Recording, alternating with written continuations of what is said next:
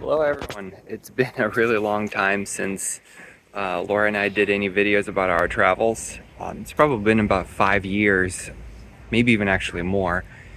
Lots of things changed in our lives, but this is going to be our first video since the last one about our travels. We are actually traveling in Sicily right now in a camper van.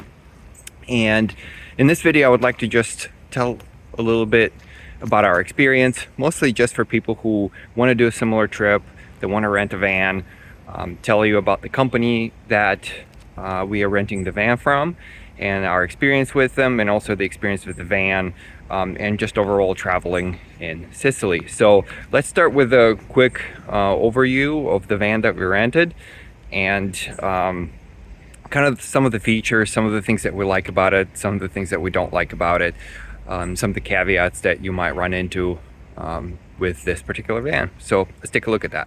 So on the outside, the van looks just like a normal Vito here in Europe, or a Metris van in the United States. It is based on a passenger van. So as you can see, it's got windows like a passenger van does. The only thing that you can tell that the van is a camper is this water fill hatch over here. This is where you fill your not drinking water, but the water for your sink and for your shower.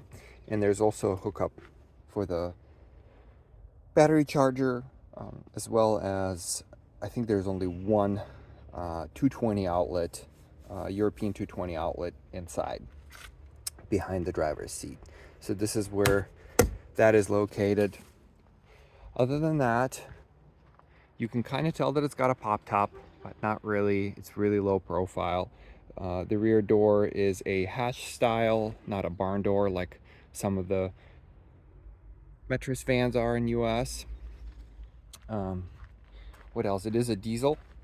I think it's a 1.8 maybe, or a 1.4. I haven't checked yet, but it's got enough power, definitely enough torque. So now I'll go inside and show you some of the things on the inside. And here's Laura. Hello. She's gonna grab the camera and I will do a quick tour. So here's the living area of the van. You got 2 seats over here. They recline, turned into a bed. There's adjustments over here that actually control how stiff the mattress is, and it actually levels it out, which is pretty interesting. We haven't really tried it, but it appears to be working. The seats do move back and forth, so you can either get closer, have more room for your luggage and stuff in the back, or also when the bed is folded out, you got to bring in the seats, or you can push them back so you have more room kind of in your living area. Underneath the seats, there's storage. It's a little flimsy, but it's great for maybe clothing and stuff like that. As I mentioned, on the outside, the van is a passenger van, so all of the interior is like what you would find in a passenger van. So it's got all the buttons, and it's got a really nice stereo system like a passenger van would. Another great thing is their AC vents everywhere. So because being it's a passenger van, there would be 3 rows of seats, your driver, passenger, the middle row and the back row. So there's obviously AC for the front driver and passenger, and there are also AC for the next 2 rows, which is great. You can turn on the ignition, run AC, and it cools down pretty nicely. This seat right here swivels. That's one thing that I think could be done better. The swiveling is a little bit difficult to do, but there is a lever over here. You turn it, and then you turn the seat. It latches in this position. So there's like 3 positions. One's just facing forward when you're driving, another one facing this way, and the third one is kind of at an angle.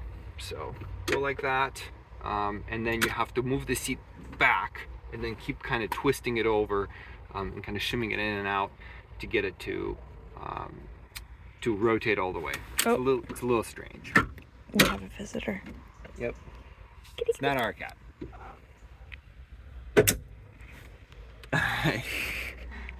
This seat also has a leg extension, which is nice for when you're actually driving. It's nice, and it's also really nice kind of turned it into more in the lounge chair, so you can extend your legs. So next, I'm going to show you the table. It is right over here. Pull it out like that. It slides. It's actually a really cool design. And then it flips up. There's a leg underneath. It goes like this. There's your table, and you can move it back and forth. What's interesting is it appears that it's actually attached here with a double-sided tape. Probably not the best decision for them to do that, because when we picked up the van from the rental company, it was already broken. I was able to fix most of it, but it is quite flimsy. I wouldn't say it's a great design for the leg. The idea for the table to be slide out like that is a really cool idea. I do like that. So the next thing is, let me go over the kitchen. Lights here. The kitchen right here is a super cool design. It very much feels like kind of an aircraft, airplane design. So Laura, if you want to come out a little closer. So on the right side over here, there's a sink. It's right over here. There's a water pump. All of this is made out of glass. The inside is made out of glass. This is made out of glass. Really easy to clean, but I imagine it's pretty heavy. Over here, there's a cutlery section. Underneath over here, there's a really nice, useful, deep cabinet. Really cool. It's got this nice curve as well. There's a USB and a 220 out here. I think that's the only 220 that there is in the van. But there's a USB-C and a USB-A. That's all connected to the coach battery. Over here, there is a nice cabinet as well. It's right over here.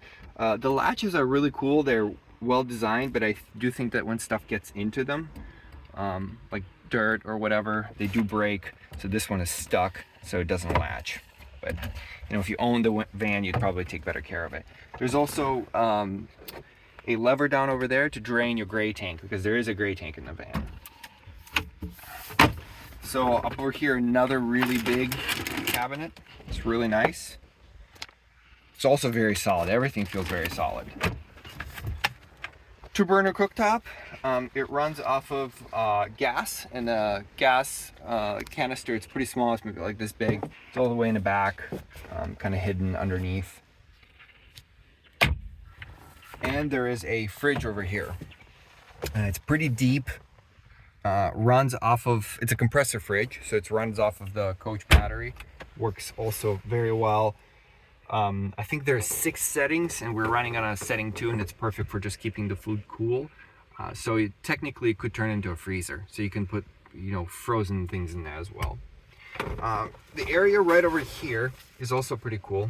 This is a cabinet where you can like do your makeup, or this is kind of like a bathroom almost area. It's a really cool design. It's a kind of a double hinge design over here. So right over here, you press a button, and this also slides out, so you can get in the back of the cabinet from the back, which is really cool. And there's another cabinet over there. I can show that later. Again, as I said, the seats recline. Right now, we kind of have them reclined, so it's more comfortable to sit. So all sorts of different little cubbies here and there. There's lights like they would be in the passenger van, but they're also controllable from the control center, which I will talk about in a minute. And also right from here, you can turn them on and off. You also can hold them so they get brighter, which is really cool. I do really wish that they would turn red at night, so you could like press, or maybe press twice and they turn red. But you know, they don't do that. There are lights over here. This is really cool too. There's like a big cabinet. This drops down. We got our dirty clothes in there, but this drops down, and you can actually fit quite a bit of stuff in there. So that's really cool.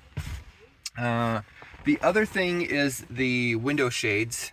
They are, I would say, one of the worst things about the van is I think they come standard from the original like passenger van. I don't think they're meant to be used so often. But yeah, they're in a pretty bad shape, from them being completely ripped up to them just not retracting anymore. Yeah, it's not the greatest design. They could have done a better job with this. So that's all the cabinetry. let me show you now how the bed works, because I know you want to know. So now I'll show you the sleeping area. The sleeping area is obviously above. That's probably one of the coolest things about the van, is that it kind of separates the sleeping area and your living area. The roof is made by Westfalia, as well as I think the rest of the van is converted by Westfalia, which is, you might be familiar with like Eurovans from the 90s. They were also Westfalia. It's a really, really high-end, very well-known brand in Europe. So quality is, again, pretty good, probably one of the best. So let me show you how the roof operates. A lot of times when you watch videos about Marco Polo vans on YouTube, you see them use like an automatically operated roof. There would be a button here and the roof would raise. I think this might either be the newer version that doesn't have it, because I think this van is from 2020, or this could be like the lower trim level of this van, because the roof here operates completely manually. You have to do it by hand. So the way that you do it is that typically these are latched like this. You press them in and they're latched before you open the roof. So when you come to your campsite, you unlatch this, and then you go up here. And honestly, this is pretty hard. It's a pretty heavy roof. It always helps to have one of the windows or some of the windows down, because there's a lot of negative pressure and it's harder to pull it up if you don't have windows open. Right now we have the door open, so it'll be a little easier. But you go up here and you raise the roof. It's pretty heavy. I would say it's probably 40 plus pounds. But you get it up to about halfway, and then there's a pneumatic rod that will keep it pushing up, so, which is nice. So now you have a ton of standing room, exactly where you would want it to be in the living room. So you have, you know, your access to your kitchen, standing up completely, not touching the roof, mostly unless you're really close over here, and just a great open area. Now the bed is up here. It is connected to the roof right now with these straps. But to let it down, you push up a little bit, pull this down, and then Laura will go over there, and I'll lower the roof, or lower this part of the roof. This comes down, and now you have a bed over there.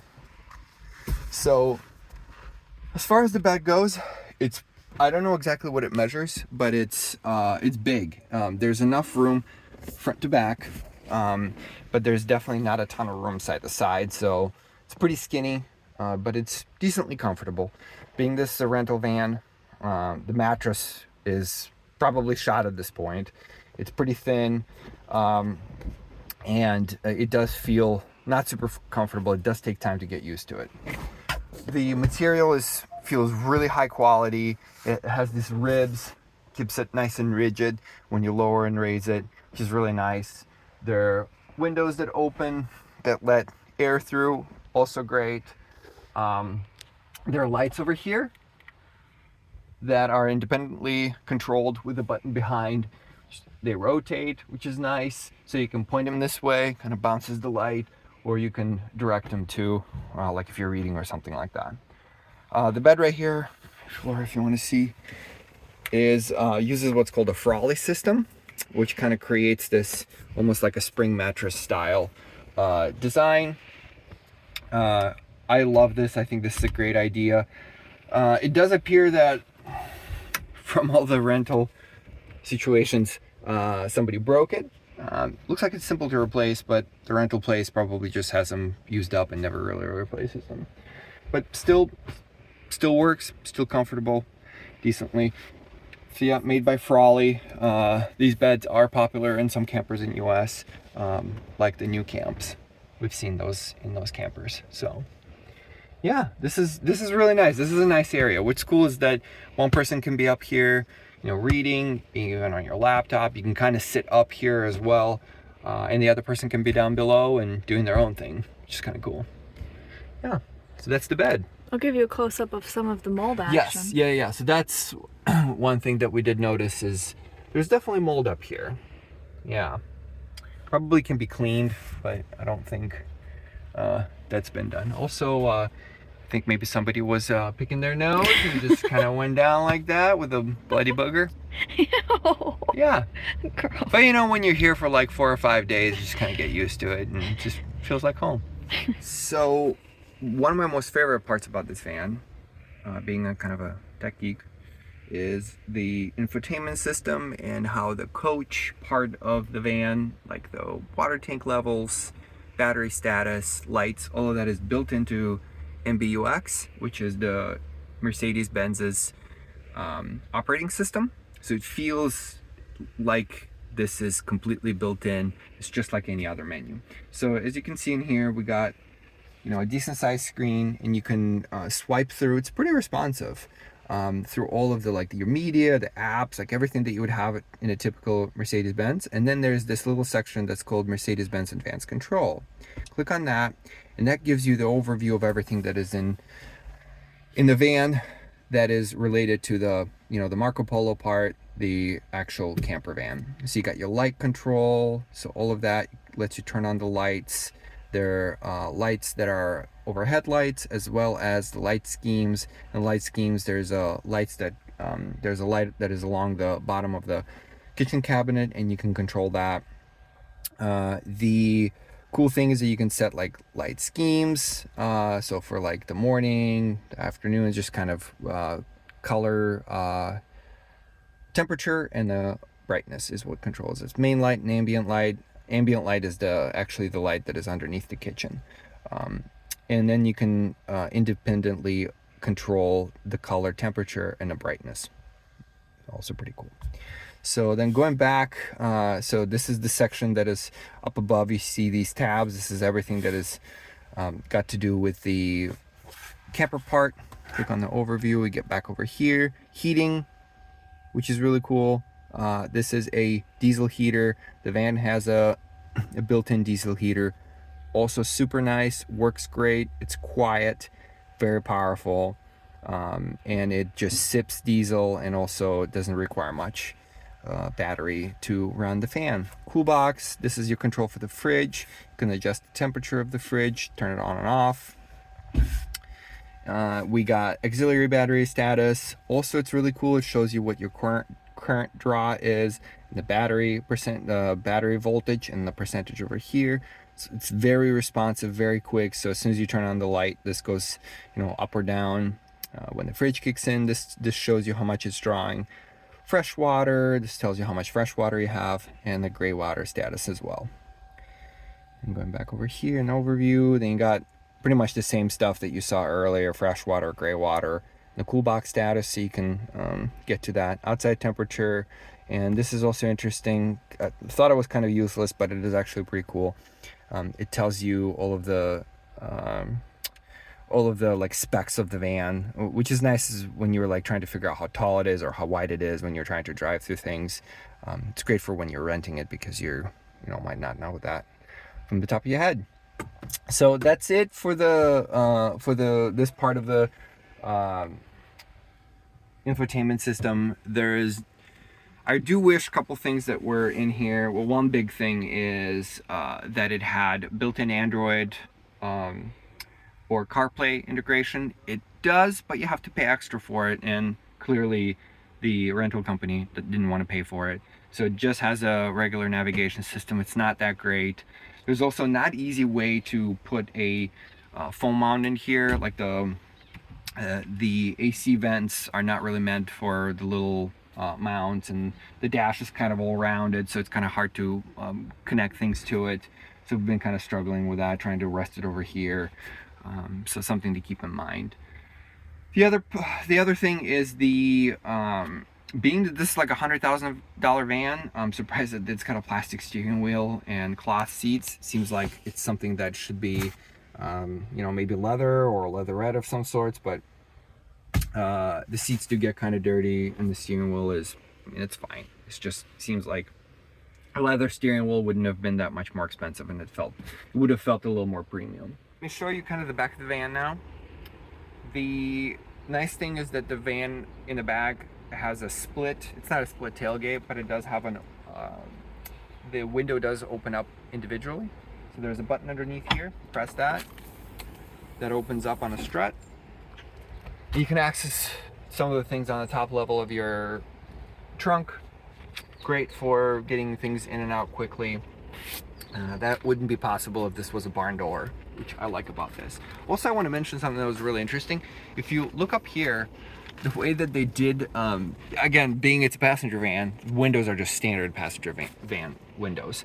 But what they did is they like brought in this blackout part of the windows that you see on cars, like the little border, and made it all square around all the windows, which kind of makes it feel like it's got a more of a camper feel, but also like a little useless, but kind of interesting. It was an interesting part to notice.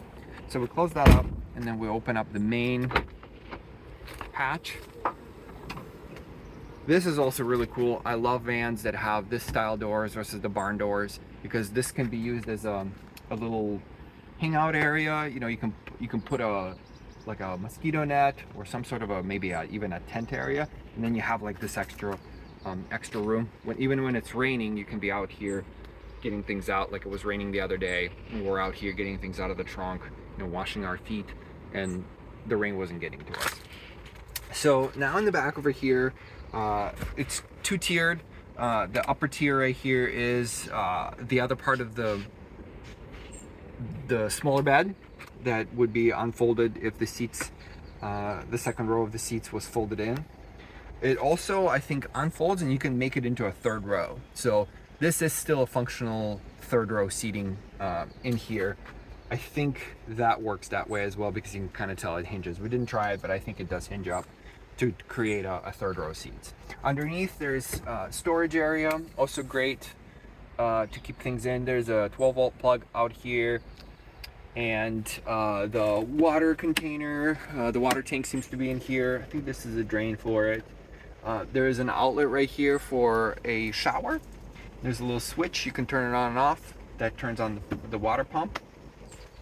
It's very precarious as far as delicacy. I feel like if you weren't careful with this, you could bump this and this plastic piece would just break right off. Surprised that it hasn't broken yet, being it's a rental van. Over here there's a compartment that lets you get into a couple different things in here, just mostly just storage, but then also this slides out the other way, and there's more storage over here. Very cavernous, lots of little storage areas, and definitely enough for like a week or two of living in here for sure. Lights over here that you can access from the back. It's a great design. I think it's done in a really good way. But yeah, that kind of concludes the van overview. Hope you liked it.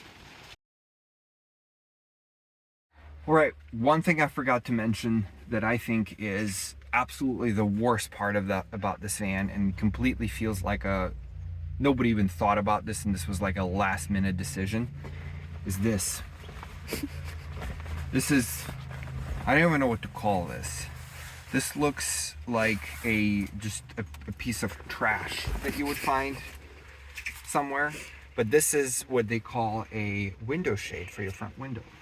So it's supposed to go around right here with Velcro like that, and then it's supposed to go somehow around over here, maybe, and then like go over your visors, your sun visors, and then somehow clip into something else, but it's clearly completely ripped up and looks like absolute trash. So this has been the biggest pain for us, because in the middle of the night it will drop. So the one thing that we decided to do is we just kind of like, you know, pull down the rubber seal around the window and just kind of stick it in there, kind of like this. But you know, this is all still hanging off. So yeah, Mercedes dropped the ball on this thing. They could have figured out a better way, maybe some things that like clip in or go around, or maybe even stretch over the window, something. But this is just awful. This is the worst thing they could have come up with. Yeah, Mercedes, please fix this. Yeah. This is awesome. Are you recording a video? Uh-huh. See, so like this is all a channel that holds it up over there, and then it's all magnetic like this, and then it goes and hides all the way in the corners. So like it's not obstructing. And this is just like a rod. Made by Remis. Gotta look that up.